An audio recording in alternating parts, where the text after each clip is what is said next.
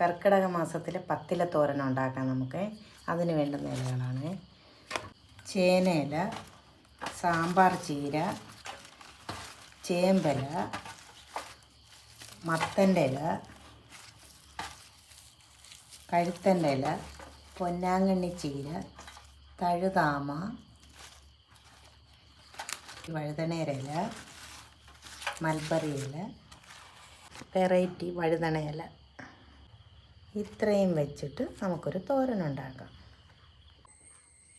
ഇലകളെല്ലാം അരിഞ്ഞിട്ടുണ്ട്. നമുക്കിനി തോരൻ വയ്ക്കാം. അതിന് വേണ്ടുന്ന സാധനങ്ങളാണ് തേങ്ങ, കാന്താരി മുളക്, കൊച്ചുള്ളി, വെളുത്തുള്ളി, ഉപ്പ്, മഞ്ഞൾപ്പൊടി.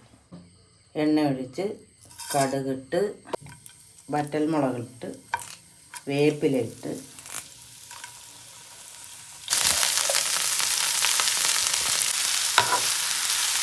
അടച്ചിട്ട്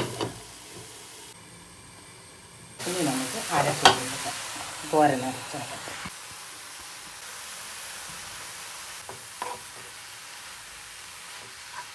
അരപ്പിട്ട് നമുക്ക് ഒരു 2 മിനിറ്റ് അടച്ചു. തോരൻ റെഡിയായിട്ടുണ്ട്. കണ്ടോ?